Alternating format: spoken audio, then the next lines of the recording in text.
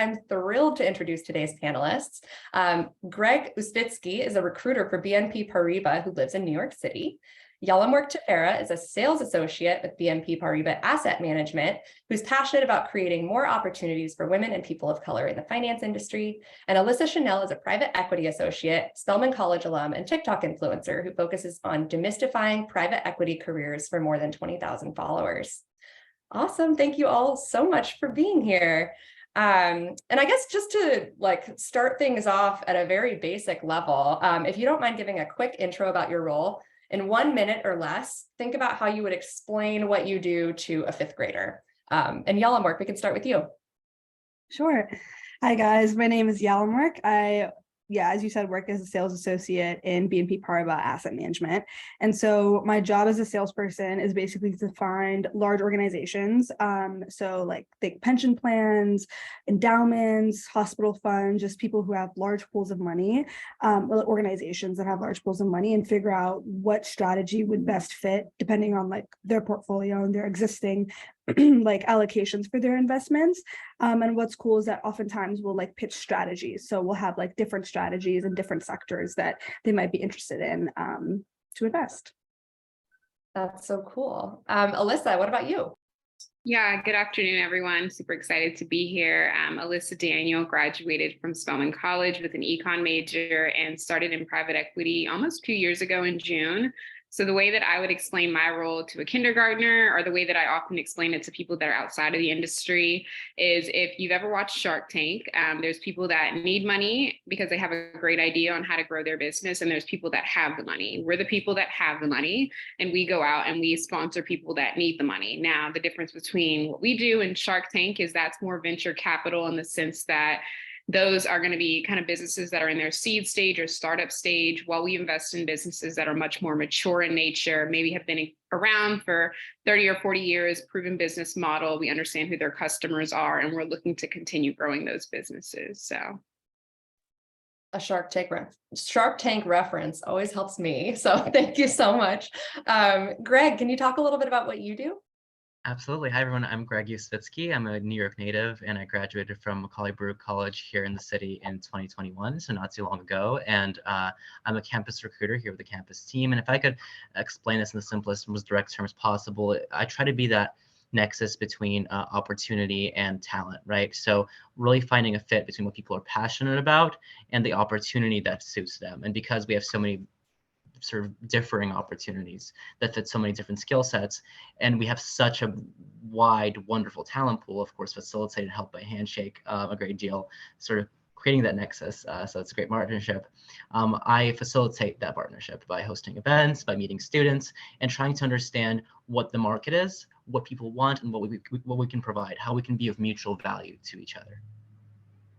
Awesome. I love that Handshake is able to help you in your work as well. And I guess speaking of getting folks opportunity, I'd love to hear a little bit about how everybody got to the roles that you're in. So Alyssa, can you talk a little bit about how you ended up in your role today and what led you to pursue a career in private equity? Yeah, so my story is probably a bit more unconventional than the typical private equity associate. I would say that I actually kind of more fell into this role. So my work before private equity was actually very similar to Yalemwork's in the sense that I was doing asset management for pensions, endowments, foundations. And I had actually met who is a managing director, or former managing director in the group that I'm currently a part of. I met him, I would say, midway through the pandemic in the early sort of days of it.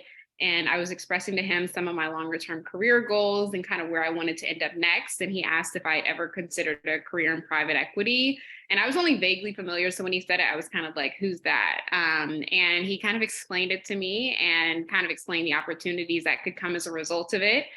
And I was very intrigued. So he set up what I would call like this 8-month-long program where he completely crafted it himself and said, if you're willing to dedicate your weekends to working with me, I will pretty much create a program that's going to ensure that you'll get into private equity. And so for 8 months, every week I was meeting with him for 3 to 4 hours every Sunday, and we were going over things like financial modeling, just basic industry jargon terms, understanding deal processes, and just really kind of getting me up that development curve.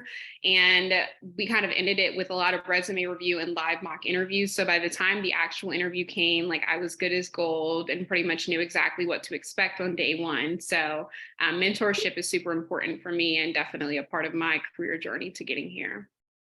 I love that you had almost like a private equity boot camp from a trusted mentor. That's really, really cool. Yalemwork, do you mind talking about how you got to where you are today? Maybe touching on the recruitment process a little bit?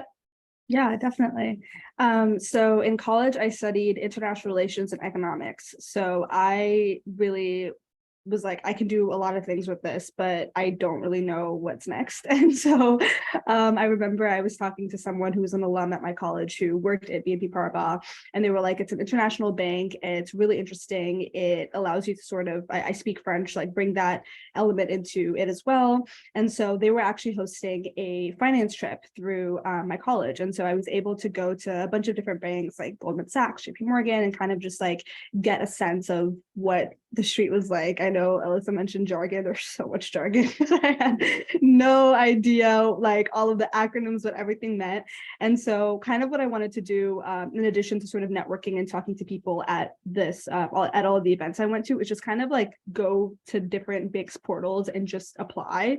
And funny enough, I through BNP got a first round interview while I was on the finance trip. So that was super awesome because I was surrounded by all of these industry professionals and I was hearing the jargon day to day.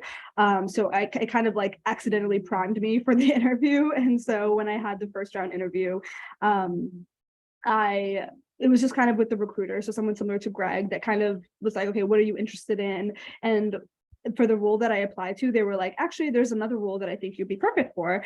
So that was actually not through asset management. That was through BNP Paribas, just the greater bank. So that was for a financial analyst role that was a little bit more technical than what I do now. And so I applied to that. Then after the first round, they're like, okay, everything sounds great. We're going to connect you to a supervisor that would be at the team that you're going to be working for. So that was the second round. But in between the first round and the second round, I had a bunch of online tests that I needed to do. And what was nice is that the online tests that BNP had me do, which were some of them were behavioral, some of them were technical, were really similar to the online tests I had to do for other banks while I was applying to. And so I did those, and then I had my second round. My supervisor really liked me, and they were like, okay, now it's time for the super day. And a super day basically is a day where you have back-to-back interviews with everyone ranging from like different seniority with the team that you're going to work for, but also the bank as a whole. Usually it's in person. But this, for me, was during COVID times or like pre-COVID times. So I was in France at the time, actually. So mine was a virtual super day. So my recruiter was literally like holding the computer going like from office to office as I interviewed. And so I was super nervous. I was like, I really hope that this doesn't like, ruin my chances. And luckily it didn't. So the super day was 2 hours and it was 30-minute interviews back to back to back. And then afterwards, I actually got a call from someone that interviewed me that was like, we really like you. And I can't officially tell you this, but you got the position. And I was like, that's awesome. And then I got my official offer letter and such after. Wow, that sounds like such an interesting process. And the idea of a super day, when you said super day, I thought it was going to be like something really fun, but that sounds really grueling, but in a good way. Obviously it's great preparation for the work that you do. And I feel like, Greg, you probably sit on the other side of that. Can you talk a little bit about how you got to the role that you're in? For sure. Definitely very interesting being on the other side of that, because before going into the industry, it was very much, it had a lot of mystique around it. And I sort of fell into human resources in university. I studied philosophy, had a minor in international business. So I really was working with a lot of government organizations in my previous experience and nonprofits. And that was my interest in policy a little bit. And I sort of started thinking in my junior year, which is when a lot of recruiting happens for a lot of these financial institutions, especially earlier and earlier each year, but early on people's junior year, is what kind of lifestyle do I want to have post-graduation? What do I actually want to do? And I stopped worrying so much about what the title meant and what it looked like to people. And I thought, okay, in terms of like, being able to live my own financially in the city, and also the kind of work that's involved. So talking to a lot of people, talking to students, because I enjoy that so much through my club activities in university. What is a role that's a good fit? And I just started casting a wide net and applying everywhere. And that's usually my piece of advice to students is cast a wide net, never put your eggs in one basket. And I was lucky enough to get a call back from BNP Paribas. I had a wonderful first round interview with the person who would later become my manager for my internship, who was fantastic. And I came back for one of the last in-person super days before the pandemic in 2019, which is a sort of a full day process. And it was wonderful because there was lunch at the end and you got to meet everyone. And it was intense, but very friendly and sort of very well executed, where I really got a good idea of people's personalities. So we got to discuss our personal interests, our day-to-day, things like that. And then I came back for a summer internship, rotated across different teams there, and came back as a rotational analyst full-time after my graduation. And it's really interesting being on the other side of that, because I see a lot of the advice that I got from pretty excellent recruiters at BNP when I was first in my initial stages, sort of repeating a lot of the same things and adding my own twist. And it's really helpful having been on both sides of the process. I completely understand how sometimes anxious students are, that that there's that pressure, especially as senior graduation, to be in that ideal role. There's sometimes that distance in who we see as our ideal selves and who we see ourselves as in the professional world. But I want you all to know that like the opportunities are absolutely endless for you, especially this stage, and that we're here to offer you those options, and that's all it is, options. And that the cards are absolutely in your hands. Like you hold the power. These big organizations that seem so daunting, they want talented, young, passionate people more than anything. So there's only one of you. That's such a cool perspective. And I love that your experience being recruited now makes you a more empathetic recruiter yourself. And I guess to throw it right back at you, I'd love to talk about some different paths in finance. So Greg, can you share a little bit about the types of roles that you recruit for now at BNP? Absolutely. So just for a little background, BNP, we're an organization of nearly 200,000 employees globally. We're headquartered in Paris, so we have a large presence in pretty much every habitable continent, almost, and a rapidly growing presence here in the US. So our roles are of great variety. We generally bucket them into three categories: functions, front office, banking and markets, and we have roles in human resources, in change and solutions, which is our internal sort of consulting wing, operations, technology, sales and trading, of course, investment banking, and then it goes on and on. And actually, all of our roles go live April 1st. So you'll be able to see a very good detailed description of each one then.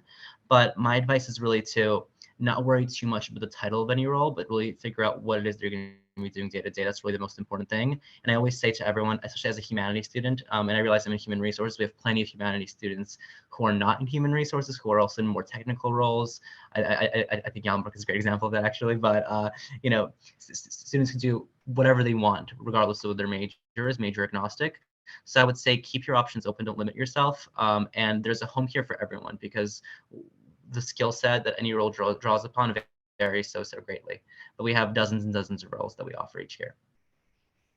As an English major who now works in tech, I want to double tap that and say your major doesn't necessarily define your path. And so yes, keeping an open mind is so important. Alyssa, I'd love to hear from you if there are any other paths in finance that kind of fall outside of the scope of BNP that you can speak to in your role in private equity.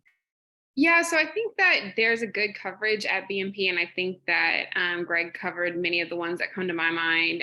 There's traditional accounting roles, there's corporate finance, there's private equity, there's venture capital, there's data analytics. I really think there's so many different ways to kind of utilize not just a finance or economics degree, but if you want to get into finance, it doesn't necessarily have to be the hard sort of data driven analysis that you might see in private equity, but just understanding that once again, even from an HR perspective, there's roles that specifically recruit for finance and having that sort of expertise edge and just understanding to be able to speak the language. I know for me, a lot of times in my recruitment process, it was important to talk to HR representatives that actually understood not just what roles they were hiring for, but what they're looking for in that role. So yeah, there's different ways to get into finance.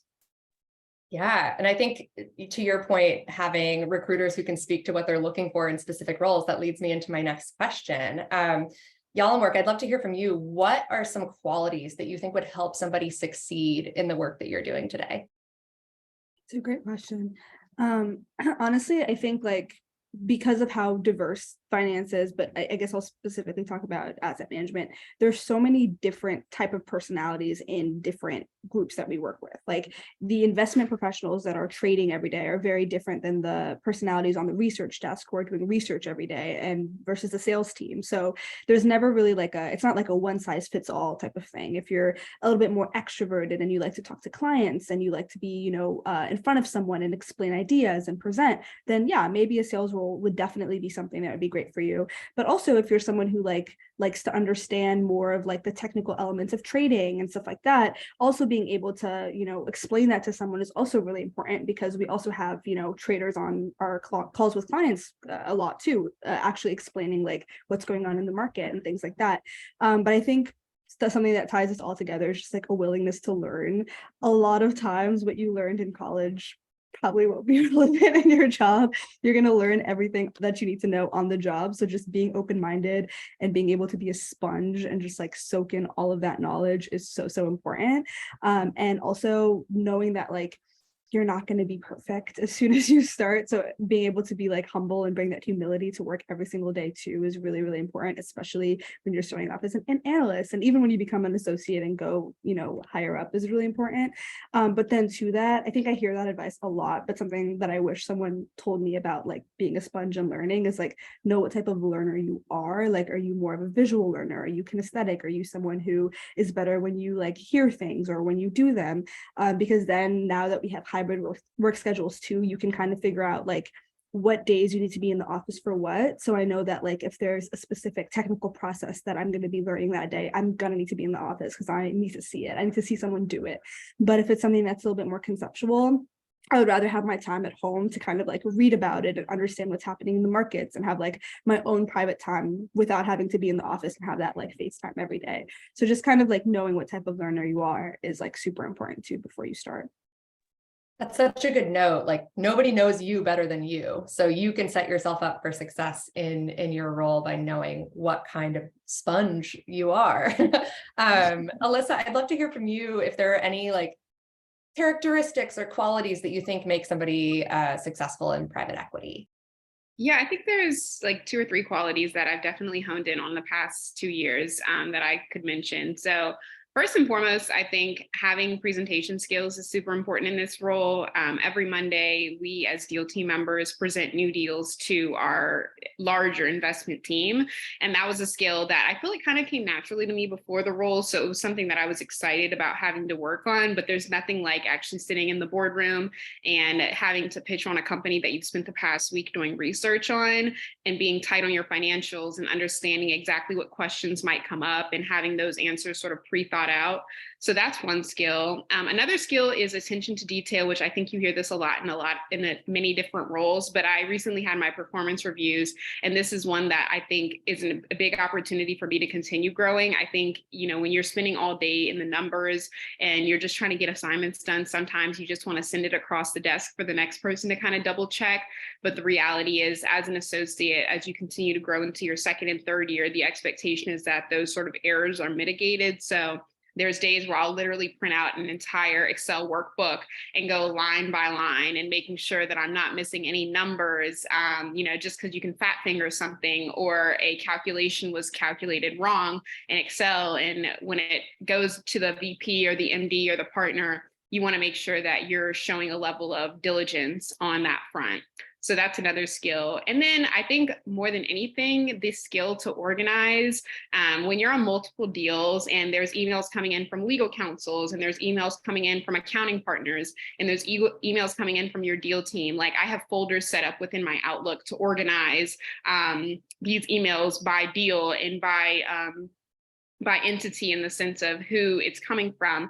And sometimes like I have to spend the end of my evenings just going through my emails because, you get like 20, 30, 40 emails coming in every single day, but it's easy to overlook an email that came through that might have this one piece of information that you're looking for. So being able to stay on top of those details, especially as an associate, people are constantly pinging you, hey, can you put this calendar on the for everybody, send around this invite, hey, can you make sure this email gets out? And so being able to stay on top of those dates and deadlines is super, super important. So those are some skills that I found to be useful in this role.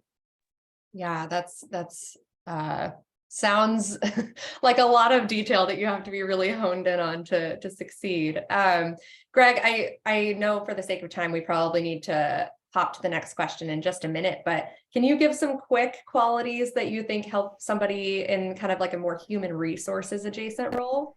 Absolutely. And I think Yalemwork and Alyssa already said it so well. I think communication is a very strong thing, both written and interpersonal communication skills, really understanding how you come across. And that takes, as I think Yalemwork said, knowing yourself, really understanding, how people perceive you, and what the context is of a particular communication. Because I think communication is everything, especially when you're working with a team of people, there are various stakeholders, and time management as well is another big thing. I think your most valuable resource, it's not a cliche, really, really is your time. There are only so many hours in a day. And work-life balance is important. It's important to pursuing your other passions, to seeing your friends and family, and you want to make sure that those hours on the desk, when you're really at work, you're really at work. You're getting what you need to get done, and to do that, you need to be organized, and you need to be able to prioritize long-term things versus sort of more immediate things, and balance the two. And that really just comes through practice. Yeah, well, and you mentioning work-life balance kind of leads me into my next question. Something I like to do when I have industry professionals all in one room together is play a game of Mythbusters. And I feel like finance jobs are often characterized as having these really long hours and a super intense grind. And I know that we've gotten some questions in the Q&A as well. People are asking about media related to finance, like Succession and Suits and Billions, like really presents this picture of like zero-sum games, competition, intense environments. And I'd love to hear how you would address these stigmas and stereotypes around finance, and whether the work-life balance is really not as non-existent as it's kind of portrayed in popular media. Alyssa, I know that you've made some TikToks about this. I'd love to hear maybe your thoughts on this first. Yeah, no, I definitely have a lot of thoughts on this, given my lack thereof work-life balance. So, no, it's not always insane. I think one of the favorite things for people to comment on my TikToks is that I absolutely have no life at all, which if you follow me on Instagram, that's probably not the truth. I think that is just more a byproduct though of my own sort of expectations and what I value when it comes to work. So I've spoken specifically about the fact that it's really important for me now as a young person with no kids, no family, to really dedicate myself to my career just because I have the leeway to be able to do so. But at the same time, like because I'm young, because I'm still in my 20s, and because I value life outside of work, I really try to maintain that balance. So for me, yes, I absolutely have like 1 a.m. nights, 2 a.m. nights, 3 a.m. nights. Like that comes with the territory, especially when deal flow is really heavy, meaning that I may be on like 3 or 4 deals at a time instead of 1 or 2. When that happens, it can be like weeks on end, it feels like, but then there's weeks where I might not be on any deals, or not any active deals, I should say. And I'm kind of just managing the workload from my portfolio companies. And that looks much more of like a standard 9 to 5. So I think it just depends on who you ask. Also, I, work on weekends, admittingly, from time to time, especially like as a second year versus a first year.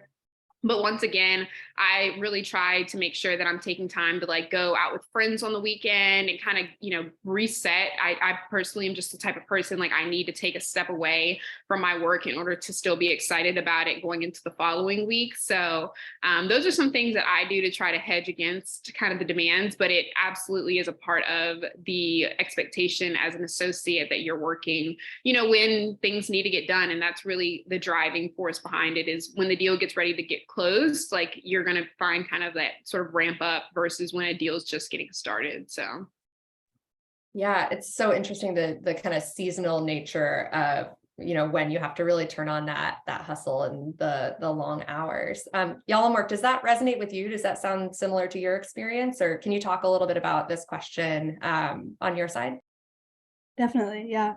So no, I'm definitely someone who was like, I need a 9 to 5. Like I heard all of the things about finance and I was like, no, no, no. Because I remember when I was starting off, I think two things. I think it depends on company culture, the place you work, in terms of like the attitudes that people have, and it also depends on the sector. If you work anywhere and you're in investment banking, yes, you're going to have 70 to 80 hour weeks. I think PE, VC, a lot of these other, depending on the sector that you're in, there's just some, like the nature of the work, you are going to be needing to put in those hours.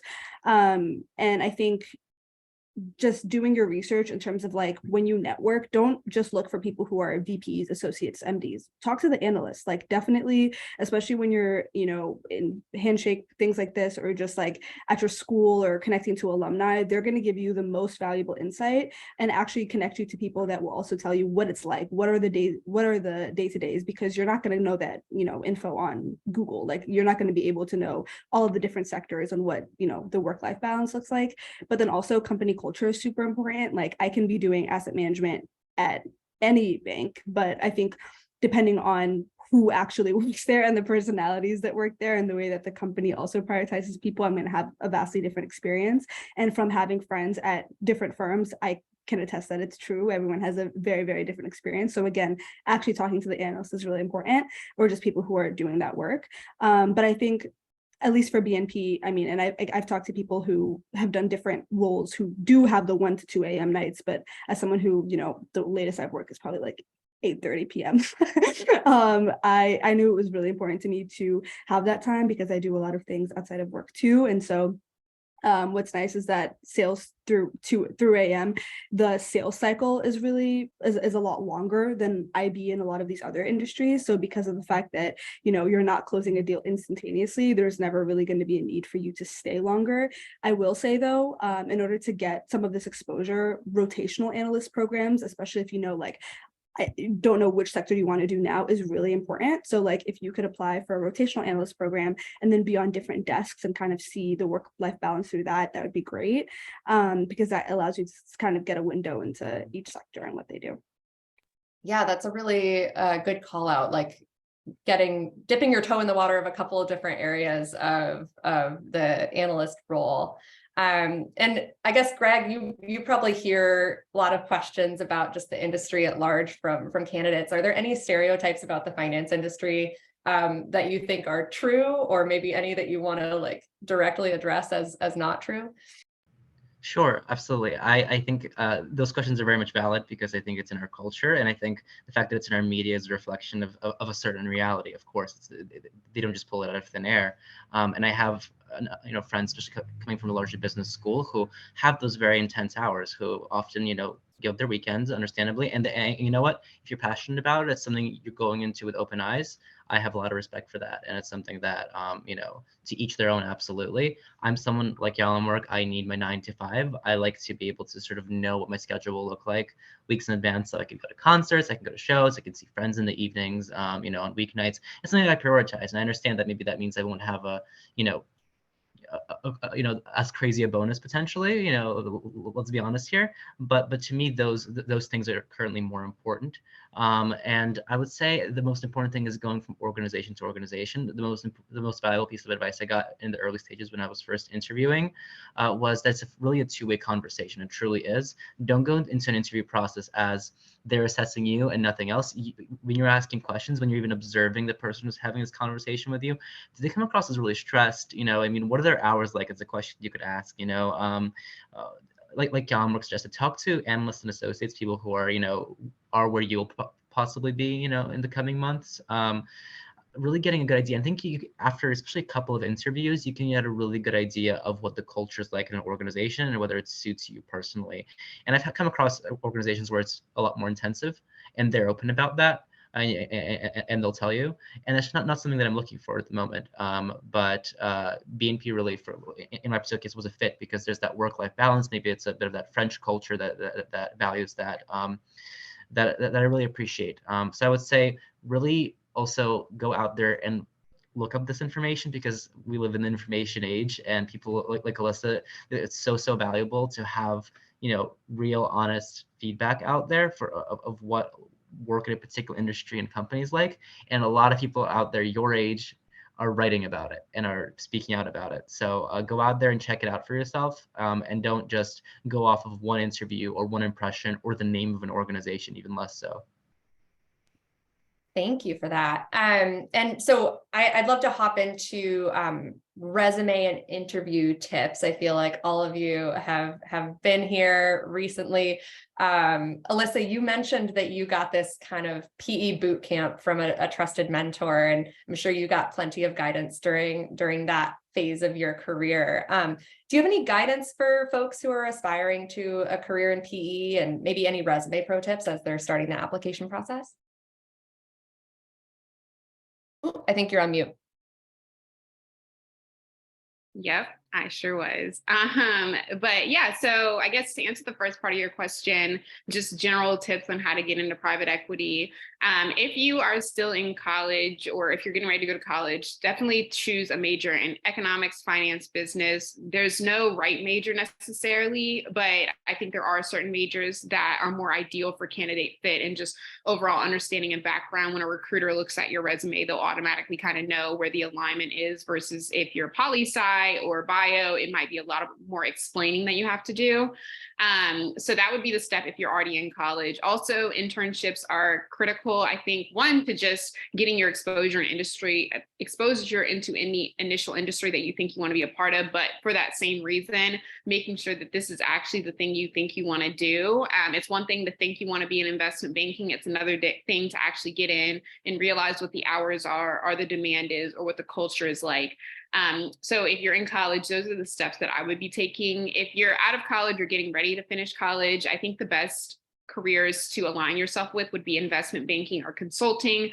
Those backgrounds typically, pipeline themselves into private equity sort of roles. It's very difficult to get into private equity like right out of college, just because of the nature of the deal experience that you're expected to have. But if you can get into investment banking or consulting, those would be kind of the ideal sort of backgrounds. MBAs are also really important for people that are looking to pivot in their careers. So if you didn't start out in one of those two backgrounds, the MBA is the next natural step that you could take, and then use that to pipeline yourself into private equity.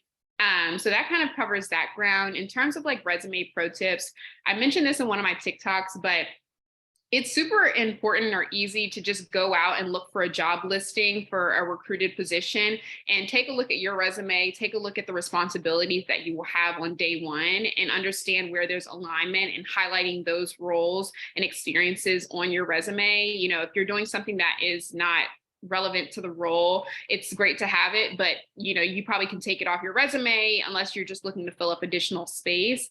Also, what you'll notice for private equity background resumes, or resumes that get looked at by PE firms, there's a lot more deal transaction experience. So a standard resume will have just kind of, work experience, leadership experience, community service, and some of those major headers, versus a private equity resume. If you have the experience in investment banking or potentially consulting, you should be highlighting your deal transaction experience. And, the idea here being that you may not necessarily say, we acquired this business as an investment banker, or not acquired it, we financed this business, but you want to highlight, for me, for example, I focus on a lot of industrial manufacturing and distribution type businesses. So the header might be $40 million acquisition of industrial type business, and then you kind of outline the things that you did specifically to support the deal team. And then finally, on your resume, quantify as much as you can.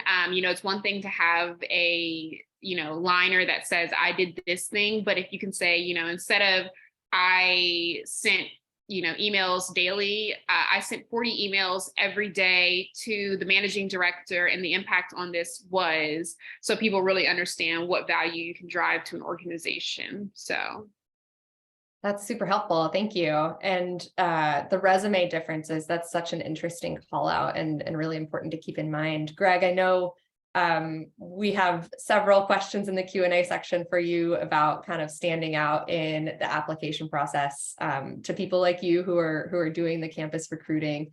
So I'm going to actually hop into our audience Q&A just for the sake of time. I want to make sure that we can address some of the stuff that's been rolling in as everybody's been sharing. And yeah, so if to you, the audience, if you have any additional questions, feel free to drop them in the Q&A section. We'll try to get to as many as we can.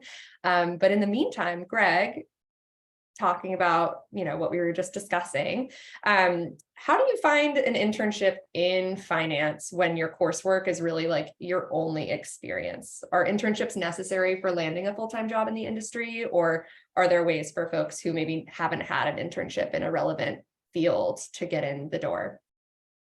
Absolutely. And I first want to acknowledge what Alyssa said. It is very difficult, for example, right straight from your undergraduate to go, into PE. It's kind of a rare thing, right? And I think you should look for organizations that have programs that, are looking specifically for that talent, right? For you out of your junior, your sophomore, your senior year, whatever it is. There are dedicated programs for that pipeline and wonderful, talented individuals straight from university into that experience. And our expectation really, really is that you have a demonstrated interest in the area, and that demonstrated interest could literally be reading a publication on a regular basis and demonstrating that in an interview, demonstrating some basic knowledge in the area. And what I always tell candidates, and I mean this, and I've seen this work in interviews like magically every single time when candidates apply this, is really tell a story with your resume, regardless of what your experience is, whether it's finance focused or not. If you can make that experience make sense to you, it'll make sense to the interviewer. Like, why is this next role a natural stepping stone for you? Why is it a natural next step? And the key word is always transferable skills. What is it that you learned through your coursework, through any experience you previously had of any kind, that finance or not, that you bring into the field, right? And why are you passionate about the area? Because a lot of these organizations, especially for undergraduates, are thinking, okay, we're going to train these people on the desk. We're going to teach them much of what they need to know. It's about them being curious, having a demonstrated interest, and having a transferable skill set that we can work with, right? Because all of you are fantastic, and you're also bundles of potential that a lot of these organizations should work to tap into and to cultivate, right? You also want you want to work in an area where you can learn and grow. And so you shouldn't be looking necessarily for something in university. For an organization that's looking for the completed, trained up package, that's several years in the workforce probably. That's not something that they should be looking for right now in an undergraduate student, right? And I'd also say just the most direct piece of advice in resumes is get as many eyes as possible on your resume. I hate reviewing my own resume. To me, it feels like, when you're moving apartments and you're putting all of your luggage in one suitcase and you have to take stock of your whole life. It's not a fun feeling, but it's so vital, because no matter who I show to, they always find something, and they have a piece of advice to perspective. For me, a lot of my resume review workshops in university were so helpful. A lot of universities offer them for free to their students.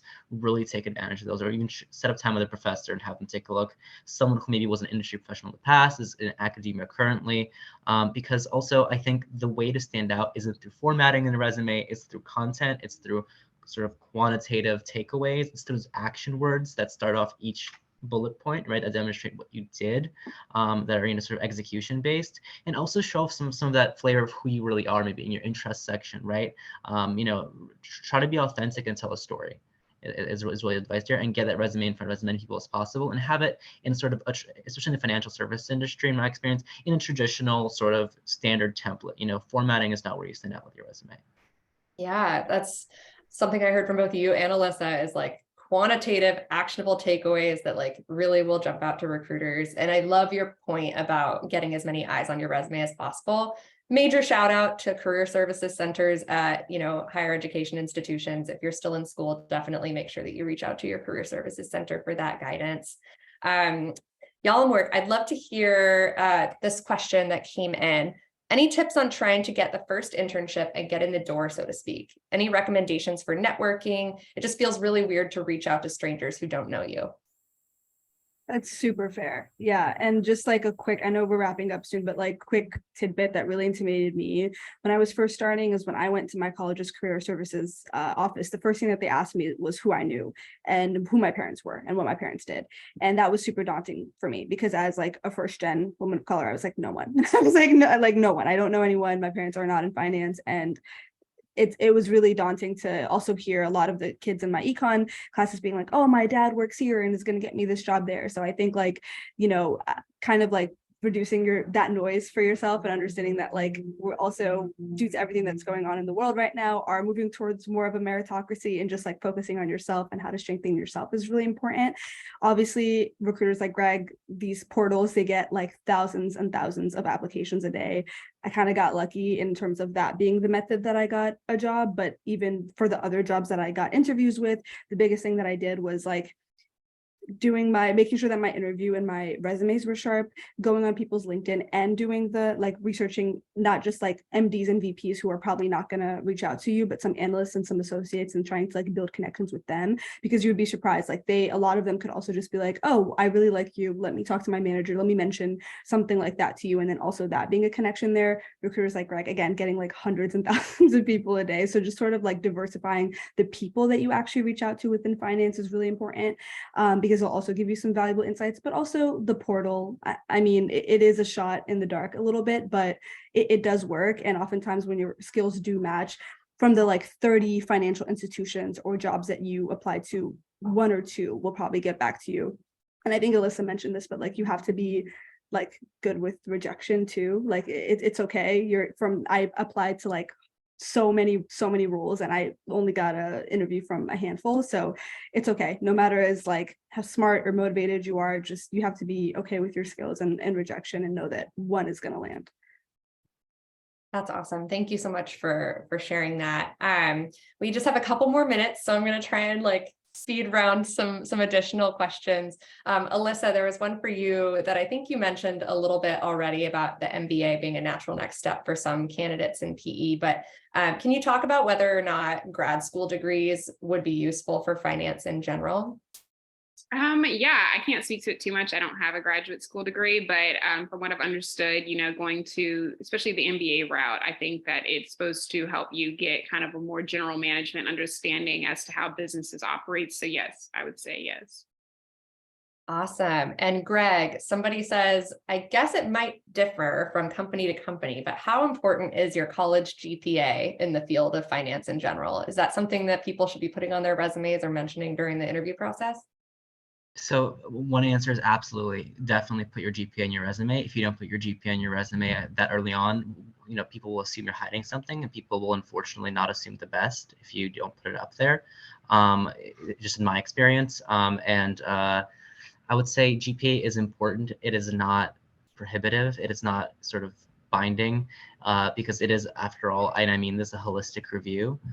So what could help is networking with people in the organization that can put in a good word, especially also pulling on your alumni network. All of you go to fantastic universities, and whatever your university is, there's an alumni network, and maybe having your career office put you in touch with those individuals by industry and communicating with them, because years down the line, there's so many people that are in the workforce.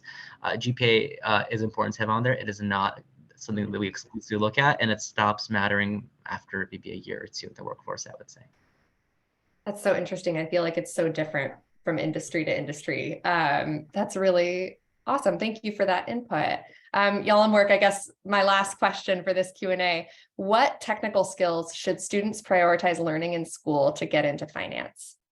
Oof, Excel, please. Like, I wish someone just like exclamation point underline that for me. Like, no Excel, in and out. The amount of times I wasted being like, what's a VLOOKUP? Like, don't just no Excel, like the back of your hand. If you're going to more of a technical trading role, Python could help too. There's other certifications just based off of the type of role that you want, but have Excel down.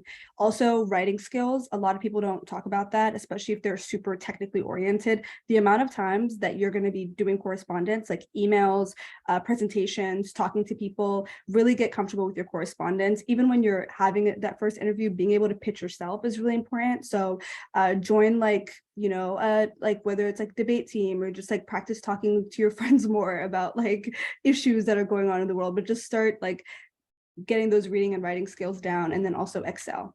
Yeah. Excel, Excel, Excel. Okay, perfect. Well, thank you so much. I cannot believe we're at time. I feel like this flew by and I have so many more questions for you, but for the sake of time, we've got to wrap it up. Thank you all again for joining us today. And please, everybody join me in the chat to thank our speakers for sharing their insights and experience. This has been so helpful and informative. If you all have a moment, please take 30 seconds to fill out our feedback survey, which has been dropped in the chat so that Handshake can continue to bring you more awesome events in the future. You can also follow us on Instagram at Join Handshake for more event announcements. And that's it for today. Thank you all so much. And I hope that everybody has an amazing weekend. Thank you. Thank you.